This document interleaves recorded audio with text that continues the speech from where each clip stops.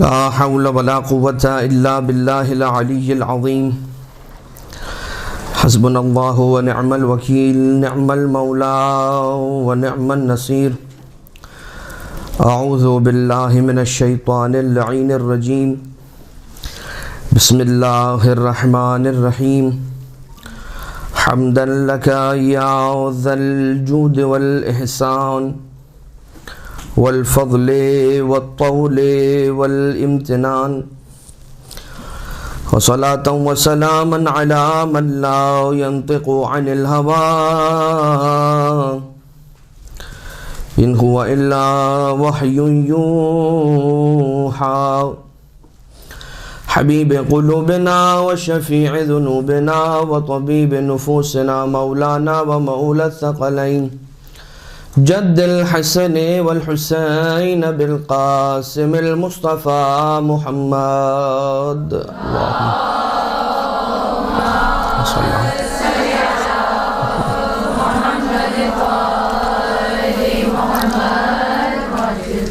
وعلى آله الذين أذهب الله عنهم الرجس وطهرهم تطهيرا اللهم صل على محمد وعلى محمد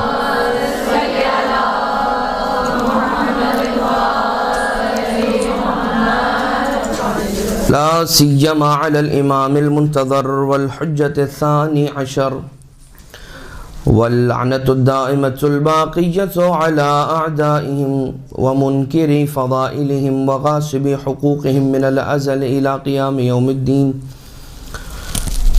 أما بعد آج کا جو ہمارا درس کا یہ عنوان ہے،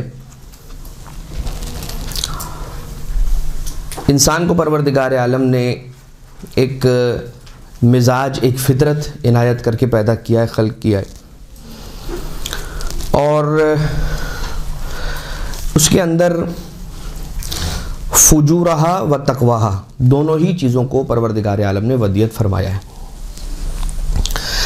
اور دونوں چیزیں ودیت کر دینے کے بعد اللہ نے اپنے بندے کو اکیلا نہیں چھوڑا بلکہ اس کی ہدایت اور رہنمائی بھی فرمائی ہے، اور یہ کہتے ہوئے کہ انا ہدیناہ السبیل اما شاکرا و اما کفورا۔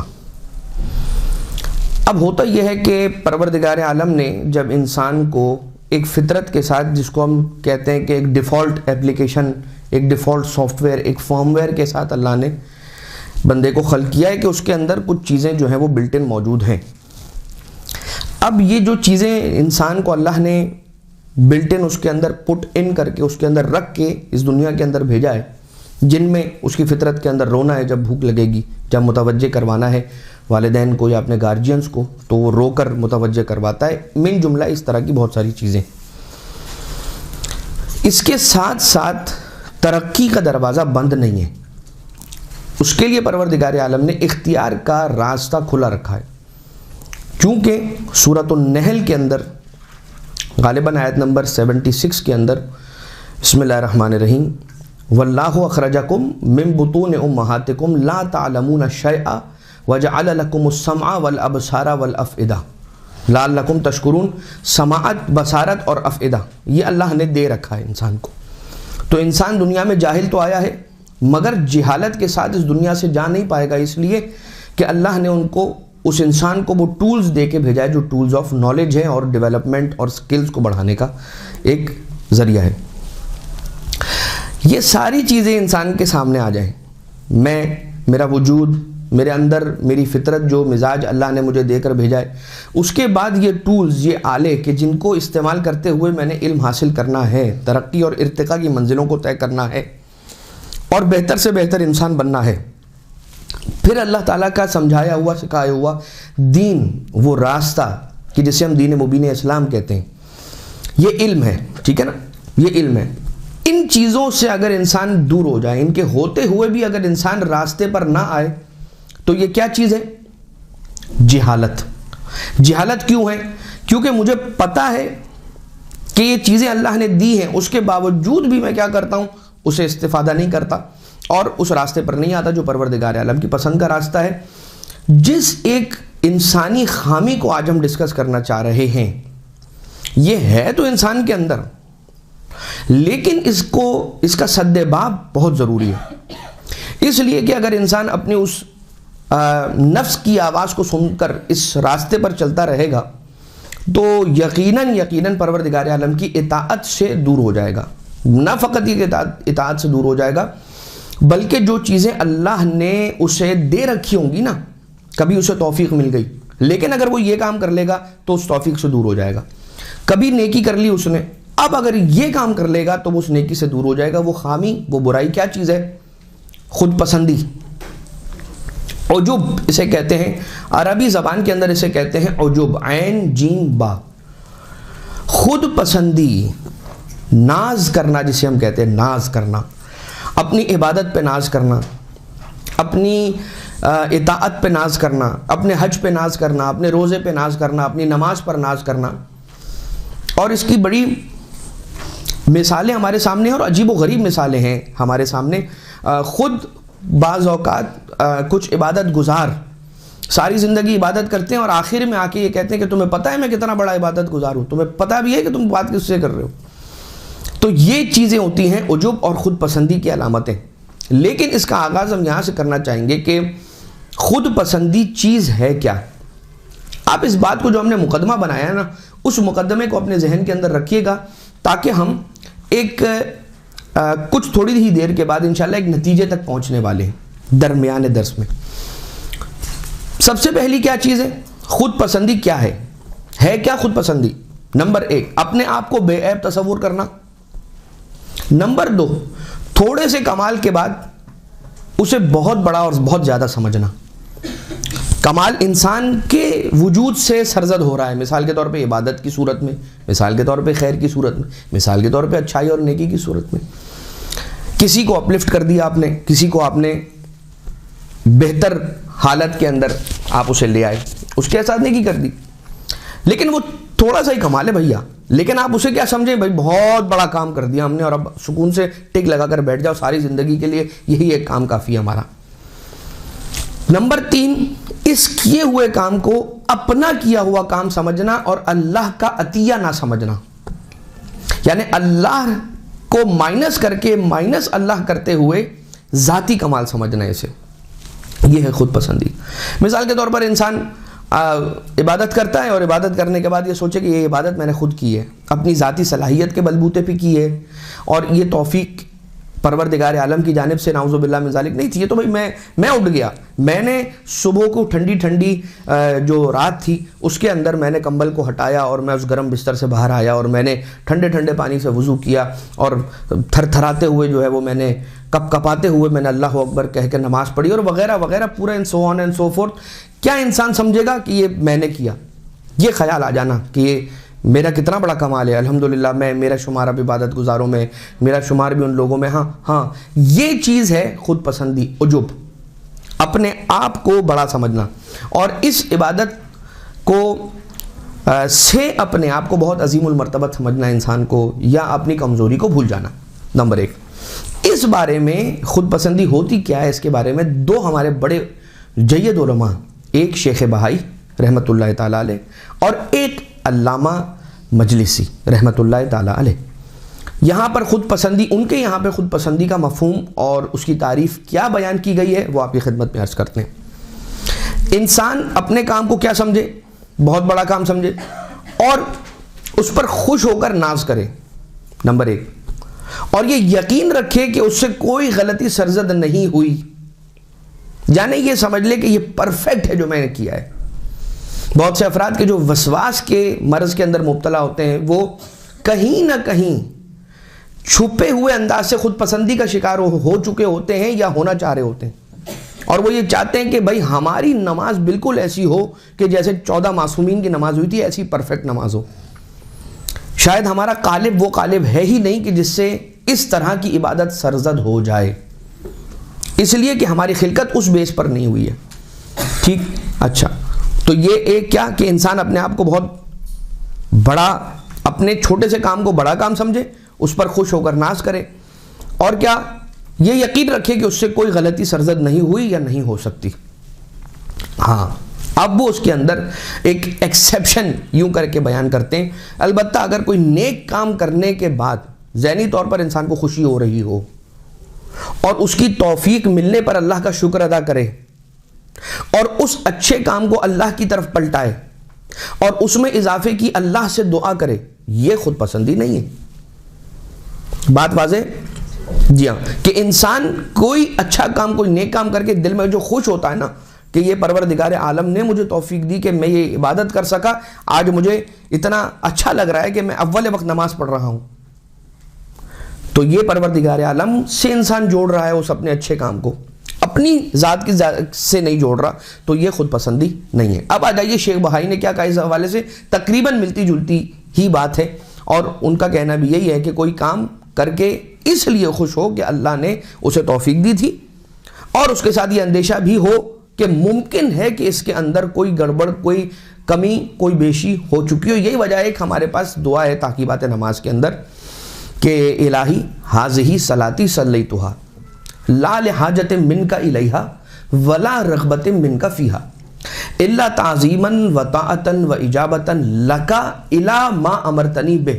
اے خدا، میں نے اپنے حاجتوں کی برآوردگی کے لیے نہیں نماز پڑھی ہے، یہ اس لیے پڑھی ہے کہ تو نے حکم دیا تھا کہ نماز پڑھنی ہے، لہٰذا میں نماز پڑھ رہا ہوں۔ اجابتا لک الی ما امرتنی بہ، تیرے امر کی اجابت کے لیے، تیرے حکم کی بجاوری کے لیے، اسے پورا کرنے کے لیے، تیرے حکم کو پورا کرنے کے لیے، لکا الی ما امرتنی بہ، جو تو نے کیا مجھے، الہی ان کان فیہا خلل او نقص من رکوعہا او سجودہا، اے خدا اگر میری اس نماز کے اندر کوئی خلل تھا، اس کے رکوع کے اندر کوئی خلل تھا، اس کے سجود کے اندر کوئی خلل تھا، اس کے قیام کے اندر، اس کے قعود کے اندر کوئی خلل تھا، فلا تؤاخذنی وتفضل علی بقبولک والغفران، اپنے قبول کے ذریعے سے، میری اس نماز کو قبول کرنے کے ذریعے سے، اور اگر مجھ سے کوئی غلطی اور کوئی خلل اس نماز کے اندر ہو گیا تو اس کو معاف کرنے کے ذریعے سے مجھ پر فضل فرما، انک علی کل شیء قدیر۔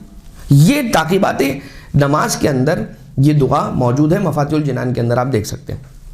خیر، تو شیخ بھائی نے اس انداز سے کہا کہ اللہ سے اور توفیق مانگے نیک کام کی، تو کوئی ایسا اس کے اندر مذائقہ نہیں ہے۔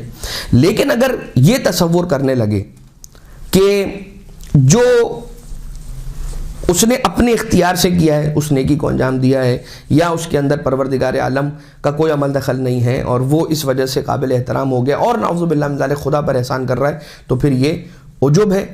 اور بس اس کو مختصراً اتنا سمجھ لیجئے کہ اگر کوئی یہ کہے کہ بھائی میں ایسا ہوں اور میں ویسا ہوں، تو پھر اسے خود پسندی کہا جائے گا۔ یعنی کہ یہ کس کا الٹ ہو گیا؟ یہ حلم اور بردباری کا الٹ ہو گیا، یہ تواضع اور انکساری کا الٹ ہو گیا۔ اب اگر جب ہم یہ کہتے ہیں کہ حلم اور بردباری کا الٹ ہو گیا، تواضع اور انکساری کا الٹ ہو گیا، اپوزٹ ہو گیا، تو اس کے معنی کیا ہوئے کہ یہ کیا کس چیز کے بہت قریب قریب آ کر محسوس ہونے لگی یہ چیز، خود پسندی؟ تکبر۔ بہترین، تکبر۔ یہ تکبر تو نہیں ہے، لیکن اس کی وجہ سے تکبر انسان کے دل میں پیدا ہوتا ہے۔ یعنی جو چیز تکبر کا بیج ہے نا، اسے خود پسندی کہتے ہیں۔ ٹھیک، اچھا آپ اب یہ عین ممکن ہے کہ سوال ذہن میں آ رہا ہوگا کہ اب کیا ہم عبادت کر کے خوش بھی نہ ہوں؟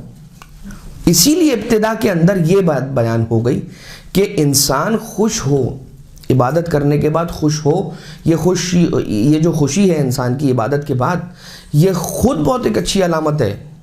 تو پھر پرابلم کیا ہے؟ What is the difference between خود پسندی اور عبادت پر خوشی؟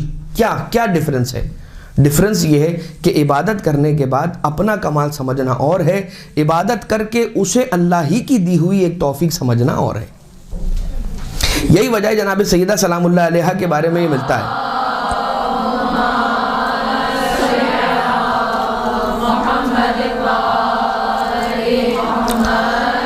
یہ ایک انڈرسٹوڈ اور ایک طے امر ہے کہ بغیر اہل بیت اطہار علیہم السلام سے اپنی کسی بات کو جوڑے ہماری بات آگے بڑھ ہی نہیں سکتی۔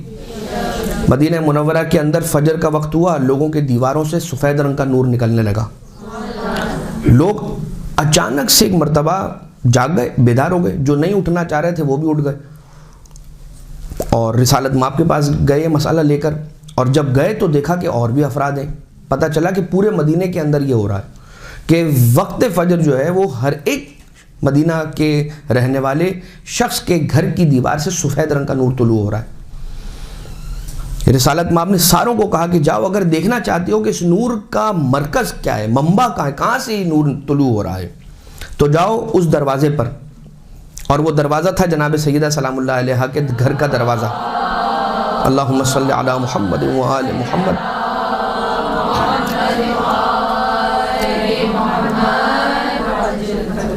پھر ظہر کا وقت آیا اور ظہر کے وقت زرد رنگ کا نور طلوع ہوا. پھر سے جناب سیدہ کا دروازہ دکھایا رسول نے. پھر مغرب کا وقت آیا، سرخ رنگ کا نور طلوع ہوا. رسالت مآب نے پوچھنے والوں کو پھر رسول کی بیٹی کا جناب سیدہ سلام اللہ علیہا کے گھر کا دروازہ دکھلایا. اور ایک مرتبہ ایک روایت ہے، غالباً یہی روایت نہیں ہے، ایک دوسری روایت ہے، کہ جب جناب سیدہ سلام اللہ علیہا مصلی عبادت پر کھڑی ہوتی تھی. اچھا، اس روایت کا تتمہ بھی یہی ہے. کیا تتمہ ہے کہ بھئی یہ نور کیوں طلوع ہوتا تھا؟ اس لیے کہ جب رسول اکرم کی بیٹی دختر رسول جب مصلی عبادت پر آتی تھی، فجر کے وقت تو سفید رنگ کا نور طلوع ہوتا تھا، جب ظہر کے وقت آتی تھی زرد رنگ کا نور طلوع ہوتا تھا، جب مغرب کے وقت تشریف لاتی تھی تو سرخ رنگ کا نور طلوع ہوتا تھا. اور اس نور کی ایک لڑی جناب سیدہ سلام اللہ علیہا کے گھر کی چھت سے جڑتی تھی آسمان تک جا کے. تو اب یہ کہنا آسان ہے نا کہ ہم کون ہیں اور اہل بیت کون ہیں. ہمارا تقابل اہل بیت سے بھلا کیسے ہو سکتا ہے؟ کہاں ہے؟ کہاں کی بات ہے کہ ہم اپنا تقابل اہل بیت سے کریں؟ ہم وہ ہیں کہ جو اپنی نمازوں کے ذریعے سے اپنے آپ کو نورانی کرتے ہیں. سیدہ وہ ہیں کہ جن کی نمازوں سے زمین اور آسمان نورانی ہو جاتے ہیں. سلام اللہ علیہ. اللہم صلی علی محمد و آل محمد.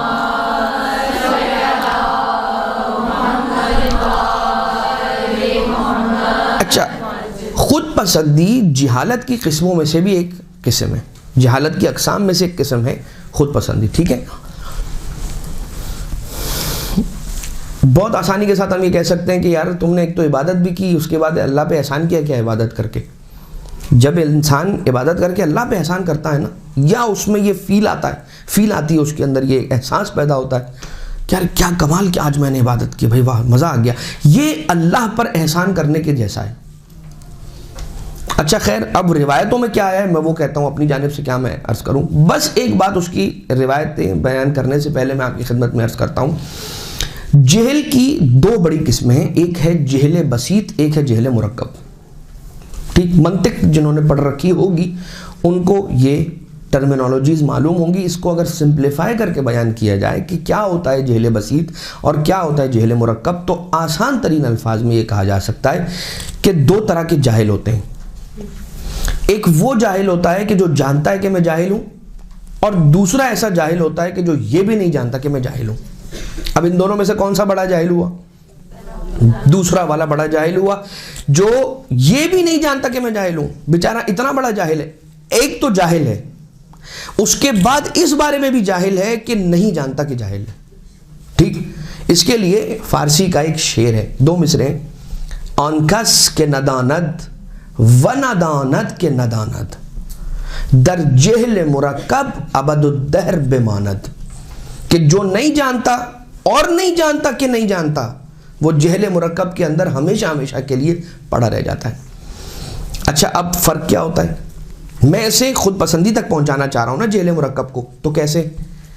ایک شخص جو جاہل ہے، آپ اس کو جا کر کہیں گے نا کہ یار یہ ایک جہالت کا کام آپ سے ہو گیا ہے، مجھے اندازہ ہے کہ یہ غلطی سے نادانی سے ہوا ہے. وہ کہے گا کہ یار آپ کا بہت شکریہ کہ آپ نے میری رہنمائی کی، آپ نے مجھے بتا دیا، میں تو آپ کا احسان مند ہوں، آپ میرے محسن ٹھہرے. ایک مرتبہ آپ جا کر جب کسی سے کہتے ہیں کہ تم نے یہ کام ایسا کیا، یہ ایسا نہیں ایسا ہے، کہتے تم جانتے ہو میں کون ہوں؟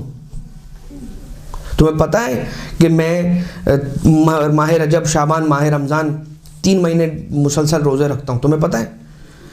تم یہ 3 مہینے مسلسل روزے رکھتے ہو، یہ اس بات کی دلیل ہو ہی نہیں سکتا کہ تم سے غلطی نہیں ہو سکتی. ٹھیک ہے، یہ کیا کر رہا ہے؟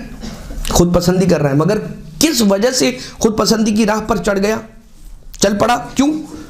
جہل مرکب کی وجہ سے. اسے پتہ ہی نہیں ہے کہ یہ جو اس نے کیا ہے دراصل اس کی اپنی حیثیت اور اپنی وقت کیا ہے. ایک بندہ خدا، ایک اللہ کے ایک غلام کی حیثیت کیا ہوتی ہے؟ وہ اسے نہیں پتا. اللہ کا اپنے آپ کو غلام سمجھتا سمجھتا سمجھتا سمجھتا کب اس نے اپنے آپ کو اللہ کا آقا ماننا شروع کر دیا اسے معلوم ہی نہیں ہوا, اسے پتہ ہی نہیں چلا. مولا کائنات علیہ السلام کا وہ جملہ یاد رکھیے گا کہ میں تم سے کہتا ہوں کہ آؤ تو تم کہتے ہو کہ گرمی بہت ہے, جنگ پر جا رہے ہیں یا کسی امر کی طرف مولا کائنات علیہ السلام چل پڑ رہے ہیں, تو مولا نے جب بلایا مدد کے لیے تو کہا کہ ابھی بہت گرمی ہے, جب گرمیاں ختم ہوں گی پھر آئیں گے. پھر بلایا تو کہا ابھی بہت سردیاں ہیں, جب یہ سردیاں کم.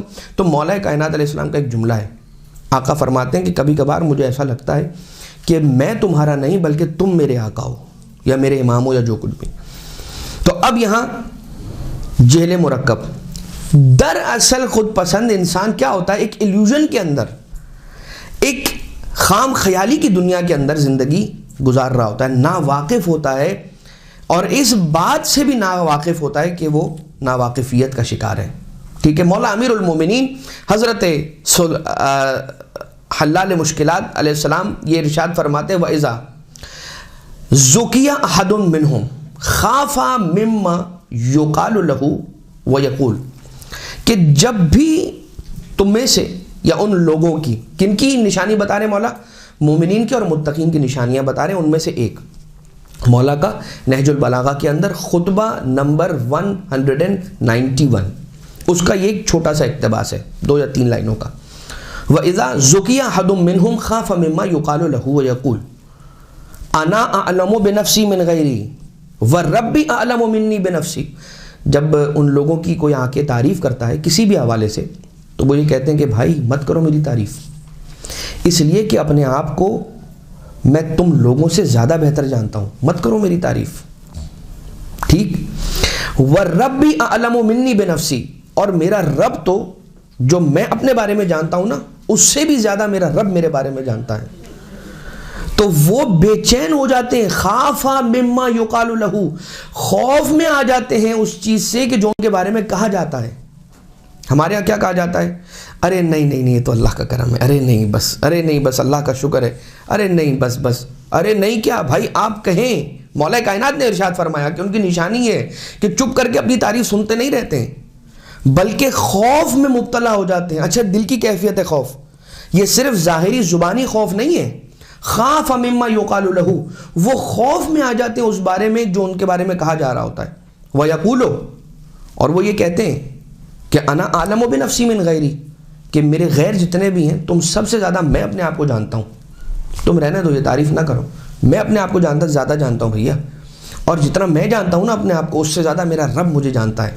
اللہم لا تؤاخذنی مما یقولون, اے خدا میرا اس بات پہ مؤاخذہ نہیں کرنا کہ یہ جو میرے بارے میں کہہ رہے ہیں نا, یہ جو میری تعریف کر رہے ہیں, کم من ثناء جمیل لست اہلا لہ نشرتا, کتنی ایسی جمیل ثنائیں تھیں, کتنی ایسی اچھی تعریفیں تھیں کہ لست اہلا لہ, جس کا میں اہل نہیں تھا, نشرتا, اے خدا تو نے نشر کر دی, میں اہل نہیں تھا لیکن تو نے نشر کی. تو ایسی کوئی بات اگر کوئی لے کر آتا ہے نا کسی ایسے اچھے ایک مومن ایک متقی کے سامنے, مولا کائنات علیہ السلام ارشاد فرماتے ہیں وہ خوف کرتا ہے اور وہ کہتا ہے کہ بھائی اپنے نفس کو میں تم سب سے زیادہ جانتا ہوں اور مجھ سے زیادہ میرا رب جانتا ہے. اے خدا اس بات پر جو انہوں نے میرے بارے میں کہی ہے تو مجھے مت پکڑنا, یہ وہ کہہ رہے ہیں, میں نے نہیں کہا ہے. وَجْعَلْنِي أَحْسَنَ مِمَّا يَظُنُّونَ, اور جیسا وہ مجھے سمجھتے ہیں نا, جتنا اچھا وہ مجھے سمجھتے ہیں, مجھے اس سے بھی زیادہ بہتر بننے کی توفیق نصیب فرما. یہ مولا کائنات علیہ السلام ارشاد فرماتے ہیں. اب یہ کتنا خطرناک فعل ہے خود پسندی. حضرت امام جعفر صادق علیہ السلام ارشاد فرماتے ہیں,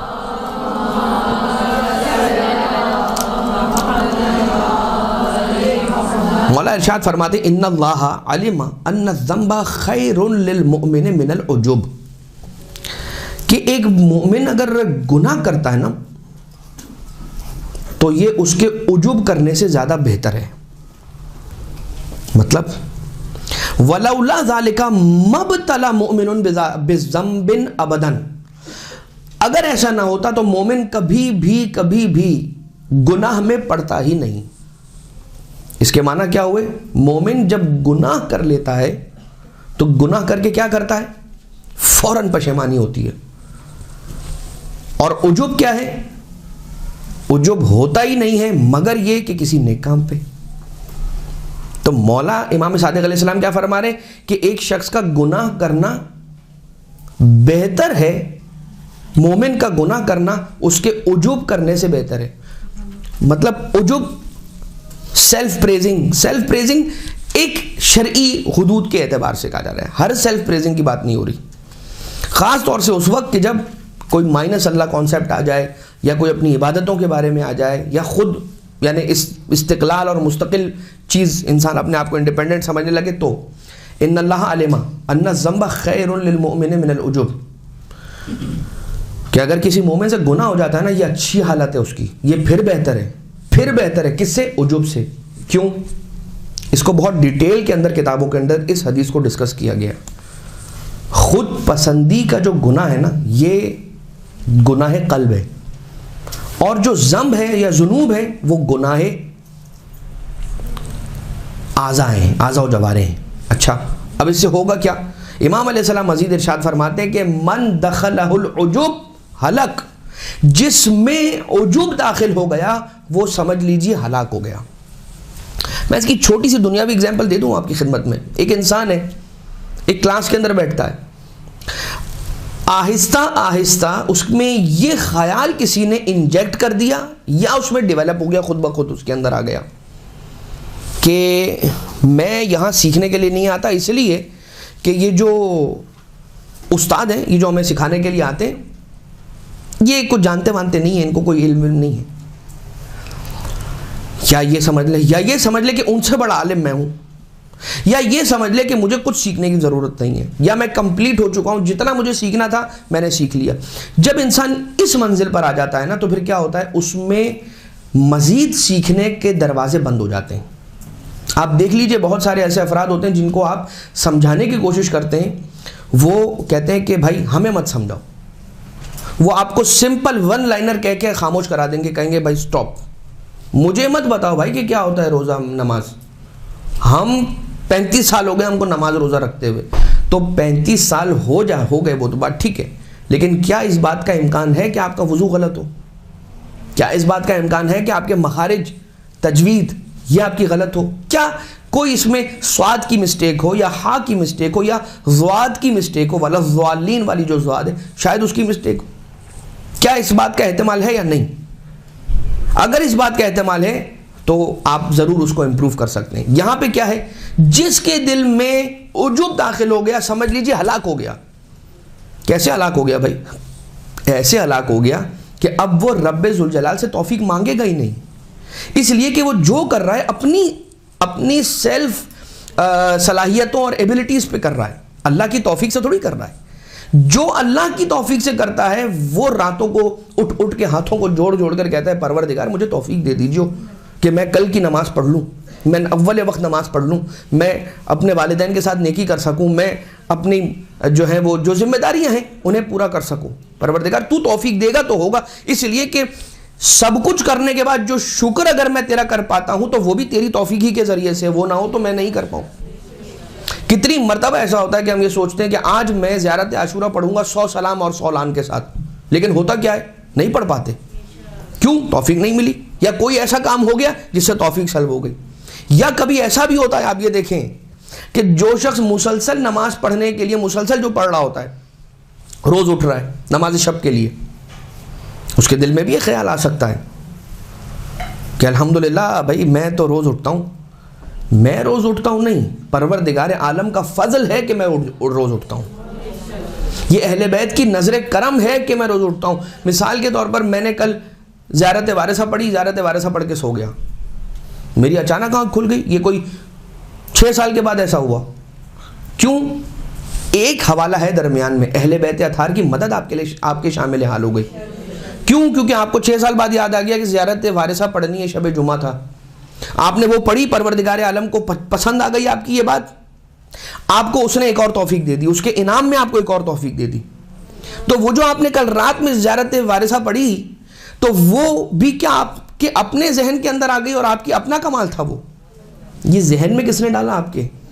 جو 6 سال تک نہیں تھا، آپ کیسے آ گیا اچانک؟ اب یہ پوری ایک چین ہے, آپ اس کو دیکھتے چلے جائیے, اس کے پیچھے یقیناً کوئی نیک عمل ہوگا کہ جس کی وجہ سے آپ کو ایک دوسرا نیک عمل, ایک چین بنائیے.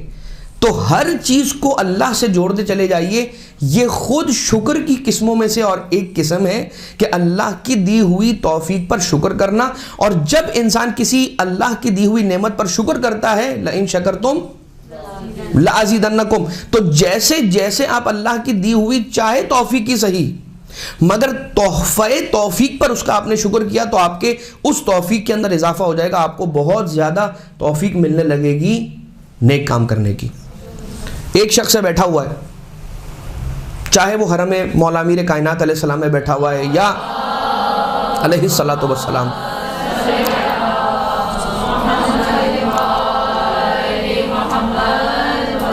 ذہن میں خیال آتا ہے کہ مفاتیح اٹھا کے کوئی آج ایک نئی دعا پڑھتا ہوں, اور مثال کے طور پر اسے دعائے قاموس نظر آ گئی, اس نے دعائے قاموس پڑھنا شروع کر دی. تو یہ توفیقات میں سے ایک چیز ہوتی ہے جو اللہ کی جانب سے توفیق آتی ہے.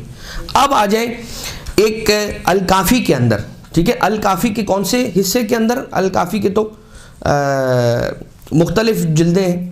الکافی کی اصول والے حصے کے اندر کیا ہے, مولا علیہ الصلوۃ والسلام ارشاد فرماتے ہیں ایک بندہ گناہ کر کے پشیمان ہوا اور دوسرا نیکی کر کے خود پسندی میں مبتلا ہو گیا. اب ایک بندہ ہے, اس نے گناہ کیا لیکن گناہ کرنے کے فوراً بعد اسے افسوس ہوا, اور یہ صرف دکھاوے والا افسوس نہیں, حقیقی افسوس. اور دوسرے نے نیکی کی لیکن نیکی کرنے کے بعد خود پسندی میں مبتلا ہو گیا. تو اب ان دونوں میں سے کون بہتر ہے؟ امام علیہ السلام فرماتے ہیں وہ بہتر ہے کہ جو گناہ تو کر گیا لیکن اس کے بعد اسے افسوس ہوا کہ مجھ سے کیوں ہوا. ٹھیک, اس کے لیے ایک واقعہ بھی ملتا ہے کہ دو افراد مسجد کے اندر داخل ہوئے اور مسجد کے اندر گئے. امام باقر علیہ السلام ارشاد فرماتے ہیں کہ امام جعفر صادق علیہ السلام نے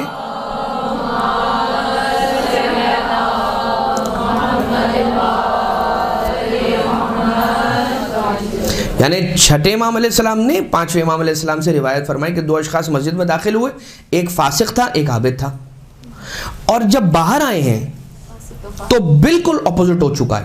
جو فاسق تھا وہ عابد بن گیا ہے اور جو عابد تھا وہ فاسق بن گیا ہے. تو پوچھنے والے نے پوچھا مولا کیسے؟ فرمایا کہ جب یہ فاسق تھا نا, اندر گیا اتنا رویا, مسجد میں جا کے اتنا رویا اتنا افسوس کیا کہ میں کیوں فاسق ہوں, میں کیوں کرتا ہوں یہ ایسی حرکتیں.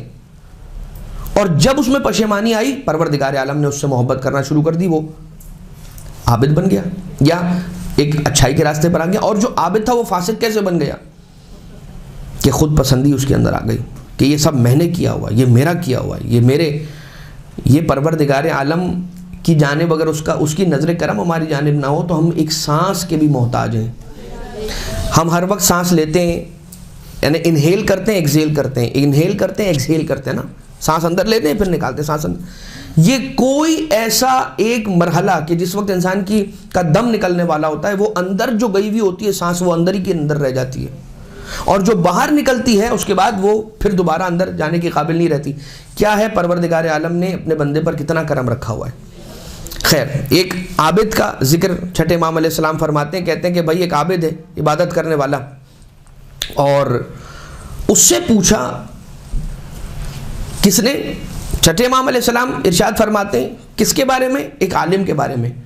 مولا ارشاد فرماتے ہیں کہ ایک عالم عابد کے پاس گیا, عبادت کر گزار کے پاس گیا, کہیں پر بیٹھ کر عبادت کرتا ہوگا, کر رہا ہوگا, کچھ ایسا ہوگا. اس سے جا کر پوچھا کہ تم نماز کیسے پڑھتے ہو؟ کہا ہم سے پوچھتے ہو کہ نماز کیسی پڑھتے ہیں؟ عجیب بات ہے کہ آج ہم سے پوچھا جا رہا ہے کہ ہم اتنے سالوں سے عبادت کرنے والے ہیں, ہم سے آج پوچھا جا رہا ہے کہ ہم. اچھا تو پھر عالم نے پوچھا یہ بتاؤ تم روتے کیسے ہو, تمہارا گریہ کیسا ہے؟ کہا کہ تم کو کیا بتائیں, جب ہم اللہ کی یاد میں روتے ہیں تو آنسو ہمارے رخسار تک پہنچ جاتے ہیں.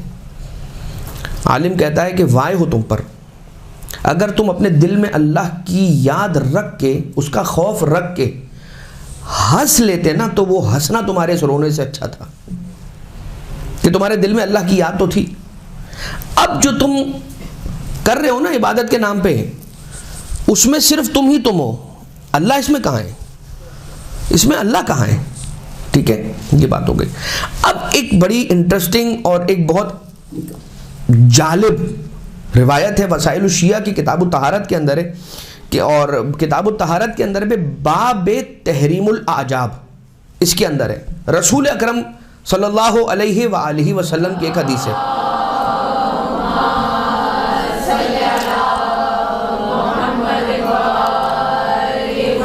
اِنَّ مِنْ عِبَادِي سے شروع ہوتی ہے کہ رسول فرماتے ہیں کہ کچھ ایسے لوگ ہیں کہ جو اللہ کے بندوں میں سے ہیں کہ جو رات کو اٹھ کر عبادت کرنے کے لیے بہت کوشش کرتے ہیں. فَيَجْتَهِدُ لِيَ اللَّيْلِ فَيَتْعَبُ نَفْسَهُ فِي عِبَادَتِي، اپنے نفس کو بہت تعب دیتے ہیں. فَيَقُومُ مِنْ رِقَادِهِ وَالْعَزِيزِ وِسَادِهِ، اور اپنے گرم بستروں کو چھوڑتے ہیں اور مزیدار نیند کو بھگاتے ہیں اور اٹھ کر اللہ کی عبادت کے لیے آتے ہیں. رسول کہتے ہیں کہ اللہ یہ فرماتا ہے کہ میں اپنے ایسے بندوں پر کبھی کبھار نیند کو مسلط کر دیتا ہوں اپنی محبت کے ذریعے سے. ذرا یہ سنیے کہ رسول فرماتے ہیں کہ پروردگار عالم یہ کہتا ہے کہ میں اپنے ایسے عبادت گزار بندوں پر کبھی کبھار ایسے نیند مسلط کر دیتا ہوں کہ وہ ساری رات سوتے رہ جاتے ہیں، اور یہ میری شفقت ہے ان پر. یہ اللہ شفقت کر رہا ہے ان پر. یہی تو فرق ہے ہم میں اور رسالت مآب صلی اللہ علیہ وآلہ وسلم میں. کہاں ہمارا مقابلہ ان سے ہو سکتا ہے. میں پھر یہ بات کہوں گا اس لیے کہ ابھی ہم آگے جا کے فائنلی پھر ایک بات ایسی کرنے والے، کیونکہ اب یہ بہت ہو گیا ہے ہمارے یہاں. ہمارا یہ فیشن بن گیا ہے کہ ہم کسی بھی چیز کو موازنہ کرنا چاہتے ہیں نا تو ہم جوڑتے ہیں اس کو ائمہ اطہار علیہ السلام سے. جوڑنا ہمیں ہے لیکن ایک گیپ کو ساتھ رکھتے ہوئے، مرتبے کا لحاظ رکھتے ہوئے، حفظ مراتب کے ساتھ رکھنا ہے. اچھا کیا ہے سر یہ وسائل شیعہ کی جو آپ نے حدیث بیان کی تھی اس کو دوبارہ سے کر دیجیے. جی ہاں، یہ آپ بالکل ریکارڈنگ سے بھی آپ لے سکتے ہیں اس کو. میں آپ نے فرما دیا کہہ دیا تو میں ریپیٹ کر دیتا ہوں. رسالت مآب بھی ارشاد فرماتے ہیں کہ میرے کچھ بندے ہیں، ٹھیک ہے، فَيَجْتَهِدُ لِيَ اللَّيَالِي فَيَتْعَبُ نَفْسَهُ فِي عِبَادَتِي، کہ وہ اپنے نفس پر بہت تاب کے ساتھ، بہت مشکل کے ساتھ اور اپنے آپ کو تھکاتے ہیں میری عبادت کے اندر اور میری عبادت کو انجام دیتے ہیں. فَيَقُومُ مِنْ رِقَادِهِ وَالْعَزِيزِ وِسَادِهِ، تو وہ اپنے بستروں کو چھوڑتے ہیں، گرم بستروں کو چھوڑتے ہیں اور اپنی نیند کو قربان کرتے ہیں اور اٹھتے ہیں اور مصلی پر آتے ہیں، میری عبادت کرتے ہیں. اور یہ سلسلہ ان کا چلتا رہتا ہے، کنٹینیو رہتا ہے. لیکن کچھ دن ایسے درمیان میں آتے ہیں جن میں ان پر نیند کو مسلط کر دیتا ہوں اور انہیں سلا دیتا ہوں. تو جب وہ صبح میں اٹھتے ہیں تو اپنے آپ کو کوس رہے ہوتے ہیں. میں ان کا اپنے آپ کو یہ کوسنا پسند کرتا ہوں. میں پسند کرتا ہوں کہ اگر ان سے کبھی اس طرح کی عبادت چھوٹ جائے تو وہ افسوس کریں. وہ اس چیز سے بہتر ہے. اب یہ پھر رسالت مآب ارشاد فرماتے ہیں آگے کہ اگر اللہ ان پر یہ اپنا فضل نہ کرتا، ان پر شفقت نہ کرتا اور نیند کو ان پہ مسلط نہ کرتا تو ایک ایسا وقت آتا کہ وہ خود پسندی میں مبتلا ہو جاتے کہ ہم جیسا کون ہوگا کہ جس کی نماز شب قضا ہی نہیں ہوتی. ٹھیک، یہ اور بات ہے کہ مسلسل پڑھتے رہنا اور اس کے بعد خود پسندی نہ کرنا، یہ ایک اس سے بہتر سٹیج ہے. لیکن رسالت مآب فرماتے ہیں کہ اگر کوئی شخص اس طرح سے عبادت کرتا ہوا درمیان میں کبھی اس پر نیند مسلط ہو جائے اور وہ سو جائے تو یہ اللہ کی شفقت سمجھ کر اپنے آپ کو اسی راستے پر رکھے عبادت کے. یہ انسان کے ساتھ کرتا ہے خدا کہ سلا دیتا ہے، اور اپنے حبیب کو سلاتا نہیں ہے. اپنے حبیب کو کہتا ہے یا ایھا المزمل یا ایھا المدثر قم فانذر یا ایھا المزمل قم اللیل الا قلیلا. رات میں آپ جاگا کریں لیکن تھوڑا کم. ٹھیک، تو پروردگار عالم. اب آ جائیے حضرت عیسیٰ علیہ السلام. حضرت عیسیٰ علیہ السلام جا رہے ہیں. اچھا، حضرت عیسیٰ علیہ السلام کی شریعت کے اندر کیا تھا؟ سیر و سیاحت ان کی شرع کے اندر واجب تھی. ان کی شریعت کے اندر فرض تھا لوگوں کا سیر و سیاحت کرنا. ٹورزم جو تھی سمجھ لیجئے کہ وہ حضرت عیسیٰ علیہ السلام کی شریعت کے اندر کیا تھی؟ واجب. اب بہت سے لوگوں کو حضرت عیسیٰ علیہ السلام کی شریعت میں جانے کا بہت دل کرے گا، لیکن وہاں نہ جائیں. اللہ نے بہتر شریعت کے اندر رکھا ہے تو یہاں سیر و سیاحت کے لیے وہاں جانے سے بہتر ہے سیر و سیاحت کو اسی شریعت میں لے آئیے. اس طرح شریعت میں لے آئیے، ایڈ کر دیجئے. نہیں کہا جا رہا کہ ضرور انسان اسے اپنی زندگی کا حصہ بنائے، کہ جتنا انسان سفر کرتا ہے اس سے سیکھتا ہے. لیکن اذان محترم حضرت عیسیٰ علیہ السلام روانہ ہوئے، ایک ساتھ ان کے ساتھیوں میں سے ایک ساتھی تھا، ساتھ ساتھ چل رہا تھا، چھوٹے قد رکھنے والا تھا. دریا کنارے پہنچے، اللہ کا نام حضرت عیسیٰ علیہ السلام نے اپنی زبان پر جاری کیا اور پانی پر چلنا شروع کیا. وہ شخص جو حضرت عیسیٰ کے ساتھیوں میں سے تھا، اس نے یہ منظر دیکھا. ایک مرتبہ اس نے بھی اسی طرح سے، اب ظاہر سی بات ہے حضرت عیسیٰ علیہ السلام کی ہم نشینی میں ہے تو کچھ تو سیکھ لیا ہوگا اس نے، تو اس یقین کے ساتھ اس نے ایک مرتبہ کہا، اللہ کا نام لیا، پڑھا، اور وہ بھی پانی پر چلنے لگا جیسے حضرت عیسیٰ علیہ السلام چل رہے ہیں. اب تھوڑا آگے گئے، وہ کبھی حضرت عیسیٰ علیہ السلام کو دیکھتا ہے، کبھی اپنے آپ کو دیکھتا ہے.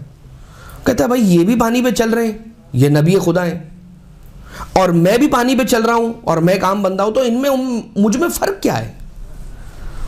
ان میں اور مجھ میں فرق کیا ہوا؟ اب ذرا سا کوئی ریزیمبلنس آ جاتی ہے نا، جیسے میں بھی نماز پڑھتا ہوں، علی بھی نماز پڑھتے ہیں، تو پھر مجھ میں علی میں فرق کیا ہے؟ بھائی معرفت کا فرق ہے. ہماری اور آپ کی معرفت کیا ہے؟ ہمیں مار مار کے نماز پڑھائی گئی ہے، ہمیں بڑا بڑا سمجھا کے والدین نے بچپن میں سکھایا ہے کہ پڑھو نماز بیٹا، ہمیں عادی بنایا گیا ہے نماز کا. اور وہ ہے جن کی جبلت کے اندر پروردگار عالم کی عبادت جاگزی ہے، ودیت ہے.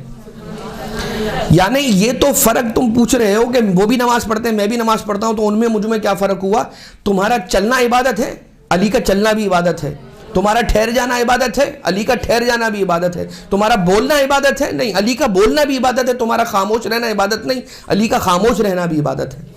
تمہارا میرا تلوار چلانا عبادت نہیں، علی کی تلوار کی ایک ضربت یوم خندق افضل ہے من عبادت ثقلین.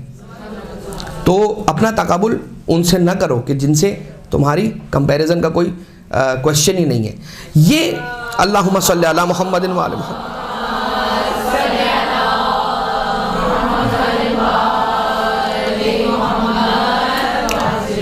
بس آخری یہ تتمہ اب آپ کی خدمت میں عرض کر دیتا ہوں. امام چہارم مولا سید الساجدین علیہ السلام کی خدمت میں ان کی کثرت عبادت کو دیکھ کر ایک مرتبہ جناب جابر آئے. اچھا، جناب فاطمہ کون؟ جو کہ مولا کائنات علیہ الصلوۃ والسلام کی اولاد میں سے ایک ہیں اولاد، جناب فاطمہ.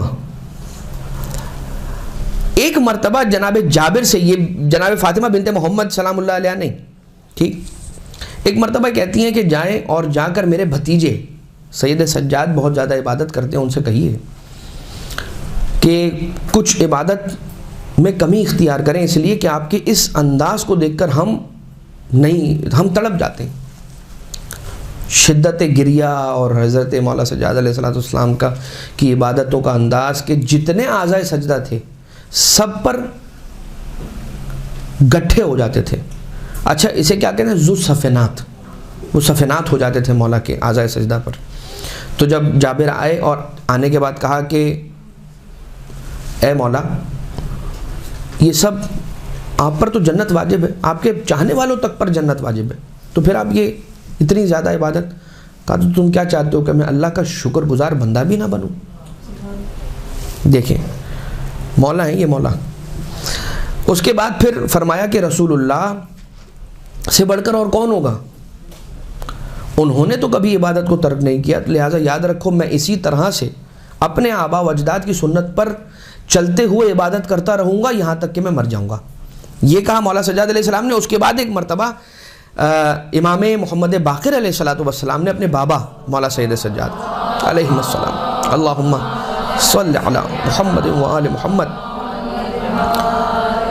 آقا کو دیکھا اور دیکھ کر رو پڑے. مولا نے پوچھا کہ بھائی کیوں رو رہے ہو؟ کہا بابا آپ کی اس انداز عبادت کو دیکھ کر میرا دل تڑپ گیا. مولا نے کچھ نہ فرمایا. کہا جاؤ وہ کوئی کتاب کی جس میں ہمارے جد مولا امیر المومنین علیہ السلام کی عبادت کا ذکر ہو، اگر وہ مل جائے تو لے آؤ. اور امام باقر علیہ السلام تشریف لے گئے اور ایک کتاب لے کر آئے جس کے اندر مولا کائنات علیہ السلام کی عبادت کا احوال اور اس کی کیفیت لکھی ہوئی تھی. اس کتاب کو کھول کر پڑھا. اب مولا سجاد علیہ السلام رونے لگے اور کتاب کو بند کیا. روایت کہہ رہی ہے کتاب کو بند کیا اور ایک جانب رکھا اور کہا میں کہاں امیر المومنین جیسی عبادت کر سکتا ہوں، میں امیر المومنین جیسی نماز کہاں پڑھ سکتا ہوں. یہ کہہ کر کتاب بند کر کے رکھ دی۔ کیا فرماتے ہیں کہ یاد رکھو اب علی وہ کہ جن کی عبادت کا تقابل سید سجاد علیہ السلام کہہ رہے ہیں میں بھی نہیں کر سکتا۔ ٹھیک، بس یہ بات یہاں پر ختم ہو گئی۔ آخری ایک بات، ہارون الرشید والا واقعہ تو آپ کو ضرور یاد ہوگا کہ ہارون الرشید کے پاس ایک وائس، اب کچھ کتابوں میں وائس کے نام سے آیا ہے، کچھ کتابوں میں آیا کہ بہلول نے آ کے سوال کیا کہ ہارون یہ بتا کہ کسی صحرا میں ہو اور پیاس کی اتنی شدت ہو کہ پیاس سے مرنے والا ہو تو کتنی قیمت دے کر وہ پانی خریدے گا کہ جو تیری جان بچا لے جائے؟ کہا اپنی آدھی سلطنت دے دوں گا۔ کہا کہ اچھا جب پانی پی لے گا تو رفع حاجت کی خواہش ہو جائے گی، اور اتنی سخت طرح سے تجھے حاجت ہو جائے کہ اگر رفع حاجت کے لیے نہ گیا اور وہ پانی جو تیرے گردوں کے اندر موجود ہے وہ تیرے وجود سے باہر نہ آئے تو مر جائے گا، تو اب اس کی کیا قیمت دے گا؟ کہا باقی آدھی سلطنت بھی دے دوں گا۔ تو وہ شخص کہتا ہے چاہے بہلول ہو یا کوئی واعظ ہو کہ اے بادشاہ ہارون، وہ سلطنت کی جس کی قیمت کل ایک پانی کا گلاس ہو، کہ جسے ایک مرتبہ خریدنے کے لیے آدھی رقم دے رہا ہے اور اس کے بعد اس کے اخراج کے لیے آدھی قیمت دے کر ختم کر رہا ہے، اس پر عجب اور اس پر خود پسندی اور اس پر غرور اور تکبر کیسا؟ اس دعا کے ساتھ کہ پروردگار ہمیں اپنا خالص بندہ بننے کی توفیق عنایت فرمائے، اہل بیت اطہار علیہ السلام کی حیات اور ان کی عبادت کو اپنے لیے نمونہ عمل ہمیں بنانے کی توفیق عنایت فرمائے، جیسا خدا و رسول و اہل بیت علیہ السلام ہمیں دیکھنا چاہتے ہیں ویسا ہمیں بننے کی توفیق نصیب ہو۔ صاحب الامر والعصر والزمان آقا کے ظہور میں تعجیل فرمائے، ہمیں آقا و مولا کے آوان و انصار میں شمار فرمائے۔ ربنا تقبل منا انک انت السمیع العلیم بجاہ محمد و آلہ الطیبین الطاہرین۔